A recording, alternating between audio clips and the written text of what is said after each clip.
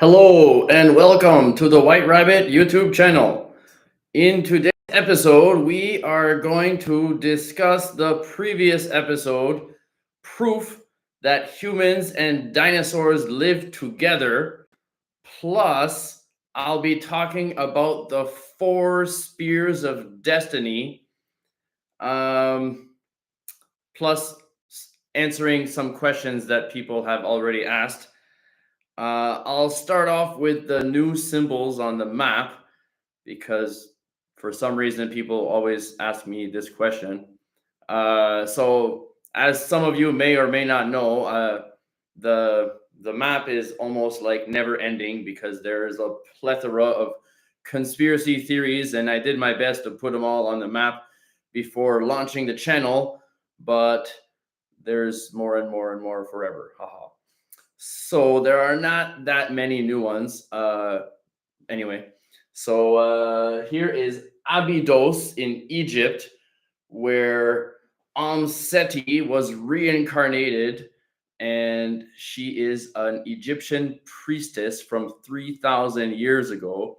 It's also the location of ancient Egyptian hieroglyphs that look like modern devices. There's a helicopter, an airplane, a UFO, and a submarine, and there is a cover up about it, which I'm making an episode about right now. That's why I added the new symbol for anomaly, because it's not reincarnation, is not one of my topics. And I've also added two UFOs in Greenland. I already finished this episode, but I'm going to hold on to it until I go on vacation for 3 weeks in June or July, and I'll be posting 3 consecutive episodes as opposed to doing episode live, episode live. And I don't know if I'm not sure if I already mentioned it or not, but I also added the symbol for the time travel story in Ukraine, and I almost forgot this one here, the 1421 ancient ship circumnavigating the world, but in this case circumnavigating Greenland, which anyway, that's upcoming. And I'm happy to say that the very next episode will be Mel's second hole, which is Mel's Hole Part 2. So the first one takes place in the Manastash Ridge, and the second one takes place in Nevada, where there's another similar hole, but it's actually much crazier than the first story, if you can believe that. So that's what's coming up. And another question somebody always asks me is what episodes are in the works, which means which episodes am I working on now? Because I'm always working on several projects at once. So anyone that's followed this channel for a while must know about the continent of Mu, which is here, and the other half is here. That is like an epic 1.5 hour long episode that I've still in the works. So I'm doing my best to get it done, but I have to continue working on all these projects at once. But I'm happy to say that Tartaria has finished filming, and that was a much larger project than I anticipated. I just wanted to introduce everything that has to do with Tartaria, and I went into detail about how they got free energy from the ether and what they used it for, which is something most people skip. They just say they had the energy, but I tell you how they got it and what they used it for. Yeah, so that's in the works. The Bosnian Pyramid of the Sun is almost done, which I'm excited for because that's the on location video. And my thinking was that most conspiracy theorists tackle this topic, of course, because it's the oldest and largest pyramid of the world at 34,000 years old, and they have like carbon dating and all that kind of stuff. Plus there's healing properties inside the pyramid. So that is almost done, so I'm looking forward to sharing that with you guys. And then also completely filmed but not ready for posting yet is the Taiwan Secret Pyramid. And there are 7 ancient structures and secret tunnels in the vicinity. So that's going to be a great one. Someone from What If Productions sorry. Someone from What If Productions 7290 commented on the Spear of Destiny video saying that I mispronounced Longinus, which is the way I say it, Longinus, but he says it's pronounced Longinus with like Jin instead of Gin. Longinus. And that makes me think of the jinn. Have you guys ever heard of the jinn? They're in the Muslim belief system. They appear in the Quran, and they are said to be beings who lead parallel lives to humans. And one time I met a girl from Pakistan and I asked her about the jinn because I'm curious in all conspiracies and I want to have some kind of confirmation. And she was too scared to talk about it, but she confirmed that they are real. And someone mentioned that in the proof that dinosaurs lived alongside humans, I always say the name wrong, proof that humans and proof that humans lived proof that humans and dinosaurs live together. I mentioned that I was going to talk about dragons, and I did not talk about dragons, and that was just I ran out of time. Kind of, I was planning to talk about dragons, but I didn't want to make the episode too long, so I plan on making a complete video about dragons in the near future. And an interesting thing about dragons, well, I have seen some video footage similar to the pterodactyl video from the previous episode, but of dragons flying around in the sky. I've seen at least 5 videos like that over the years, and I'll make sure to find them and include them in the video for you. But I want to tell you about us when I went to Krakow in Poland.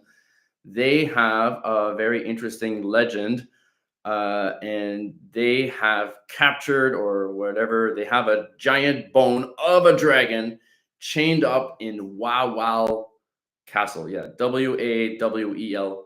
Oh, it's a cathedral. Wawel Cathedral. So like right at the entrance, before you pay them, it's like you pay the money and then you can go in. But if you don't pay the money, you can still peek in. I took a picture of it.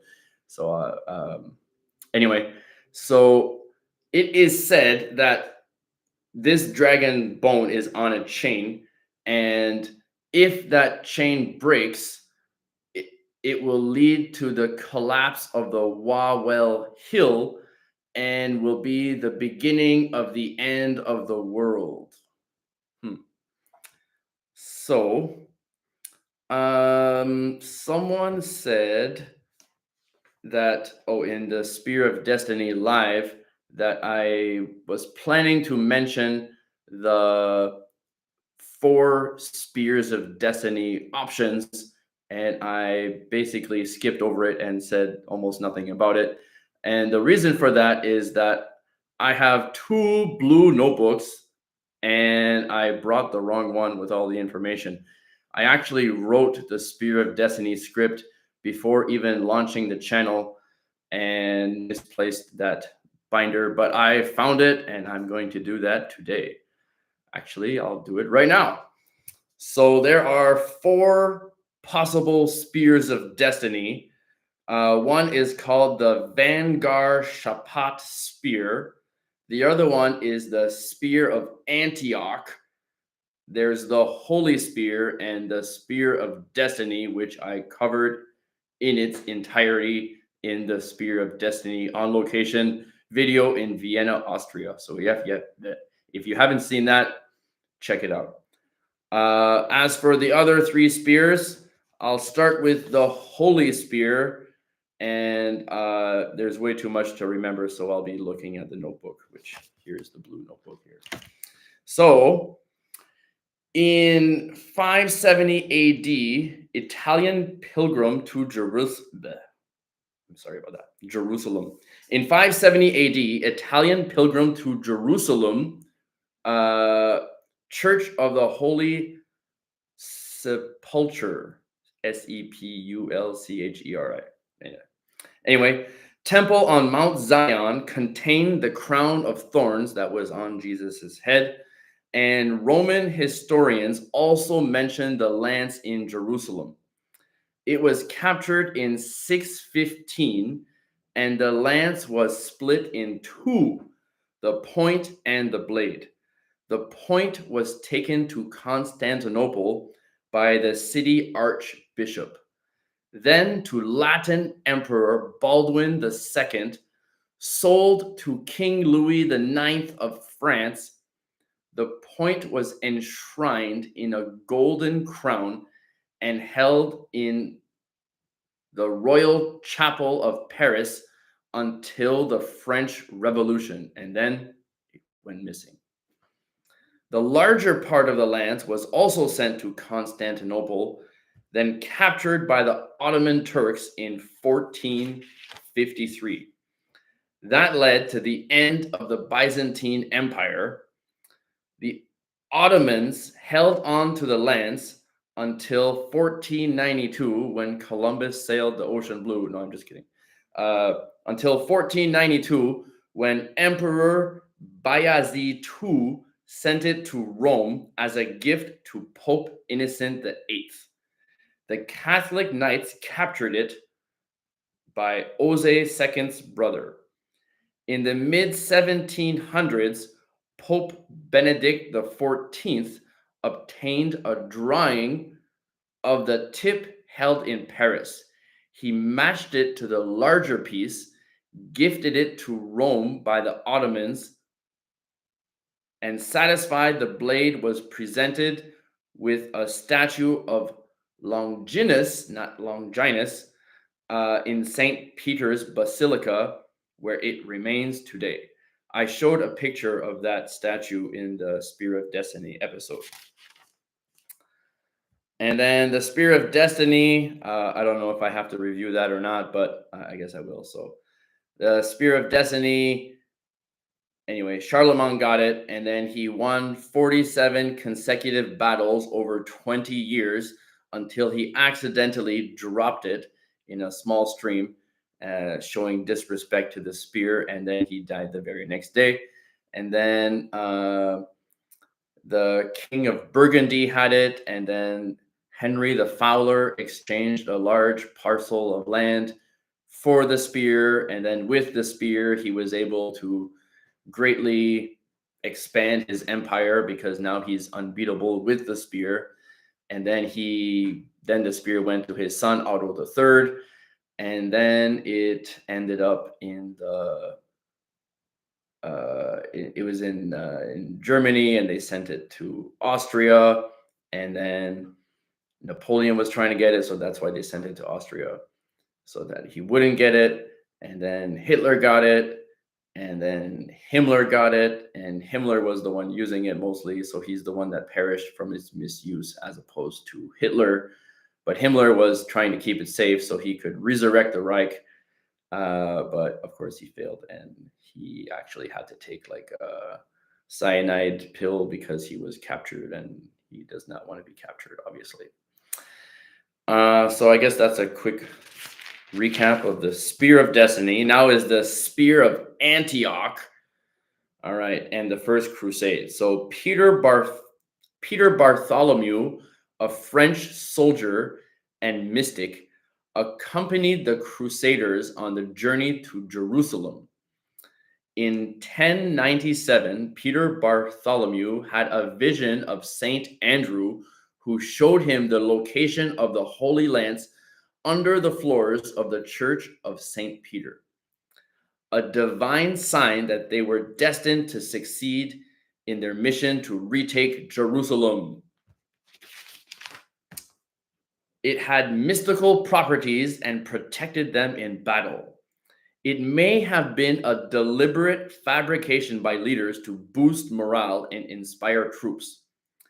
In 1099, Bartholomew's claims to prove its authenticity, he had to walk over red-hot iron bars barefoot, and he did, and he appeared unharmed. Although others say that he suffered severe burns and died soon after.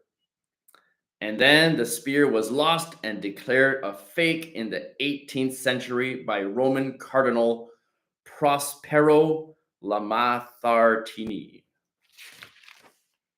And finally, we come to the Bangar Shapat spear.